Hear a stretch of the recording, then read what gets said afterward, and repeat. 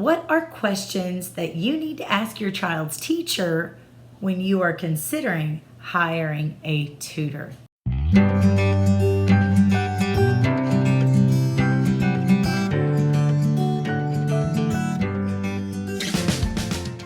Hi, I'm Rebecca, and welcome to the Parent-Teacher Bridge, where you can find the ideas and resources you need to empower you to be your child's most influential teacher. And today is video number 3 in the series of getting a tutor for your child. I'm going to share with you some things that you might want to ask your child's teacher about when you are considering hiring a tutor. Now, perhaps you've had a parent-teacher conference or maybe even an open house at school. Maybe you've gotten a specific email, letter, or phone call from your child's teacher, and you know that there are some concerns and you want to find out what you can do. Here are some things to consider. Number 1, ask for a scope and sequence. Sometimes this is called a planning guide, but it's basically a list telling you all that's going to be covered throughout the year. Maybe it says Unit 1, this month, Unit 2 this month. Maybe it's topical and it says, this is science class. We're going to be doing reptiles the first 2 weeks and mammals the next 2 weeks and so on.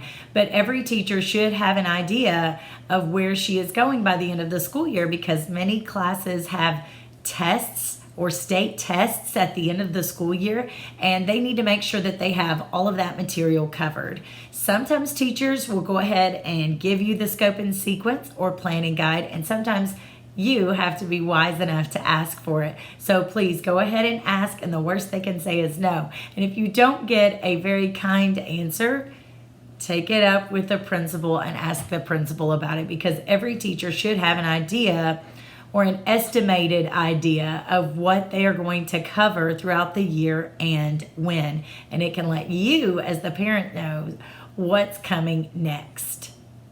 The next thing you want to ask about, and it fits in with the scope and sequence, is test dates. Maybe they don't have that written in stone, but if they know that they give a test at the end of every chapter or at the end of every unit, you want to kind of know what that pattern is. And while we're on the subject of tests, you may want to ask, how many questions are typically on a test? Does the teacher have multiple choice or fill in the blank or true and false? What does a test look like?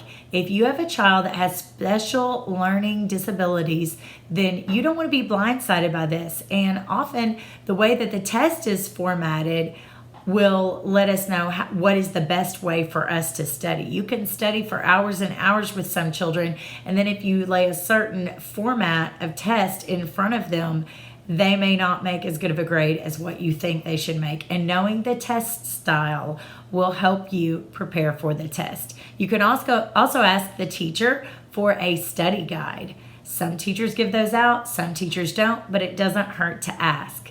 Is the teacher going to be following a certain textbook? If so, ask, what does the textbook look like? What's the brand name? And so on. Some teachers have to make up their own materials because a textbook may not match the state standards as much as it advertises, and the teacher may get online resources. Feel free to ask about that as well. The worst they can say is no. And a lot of times teachers may think, well, the parents don't really care. They don't really want to know that. It's just going to be thrown away anyway. But if you are showing that you're the parent that cares, you are much more likely to get this information. Another thing you might want to ask about is, will there be any large projects throughout the year, so that you can prepare for those as well? If the teacher does do a project, you want to know if there's going to be a rubric, which is basically a checklist that tells you each characteristic they're looking for in the project and how many points it's worth. So ask about the projects as well. When you're asking about some of these resources that aren't always volunteered, it's also okay to ask if you can get access early to something. Let me give you a for instance.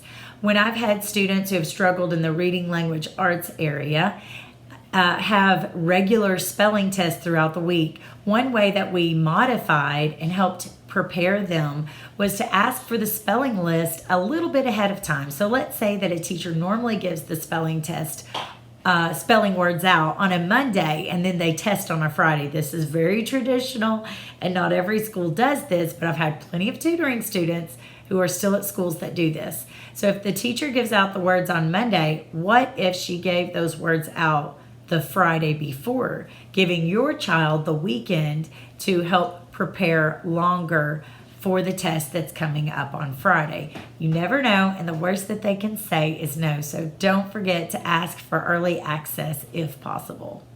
Lastly, this is extremely important, especially as you get into middle school and high school. A lot of times parents are really concerned about their child's grades. They are worried that they're going to lose privileges. They're worried about getting college scholarships and keeping their GPA up. So it's incredibly important that you know how that teacher grades and weights those grades.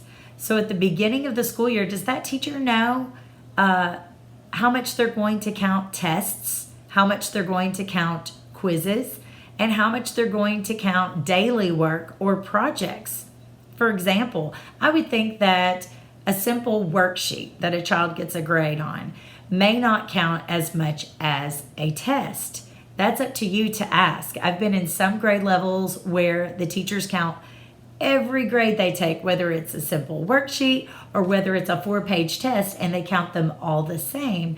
But I've been in other grade levels where they may count tests as 3 times as important as a daily grade, and they may count quizzes or pop quizzes 2 times as important. And then they may have some other sort of scale for grading projects. You're going to want to know that, because if things are weighted, they're going to affect the grade, the final grade average, quite a bit more.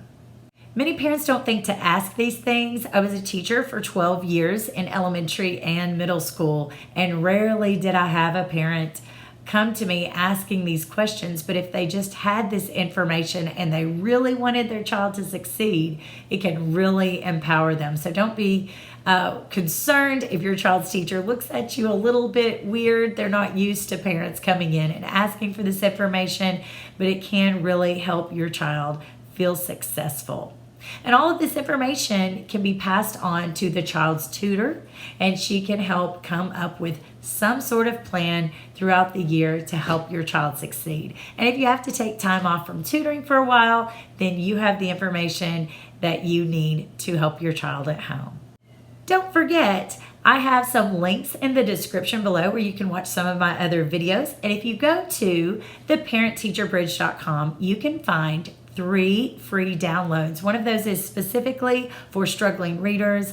Another is specifically for learning multiplication facts. And the third one is specifically regarding homeschoolers. It's a new guide for new homeschooling parents. And I know the popularity has increased this last year, so be sure to check out those 3 things as well.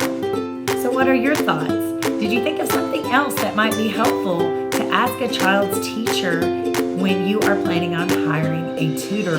Leave that in the comment section below. I know I've forgotten something. There's just so many helpful tips and advice, so I'd love to hear from you. Leave a comment. Remember, you are your child's most influential teacher.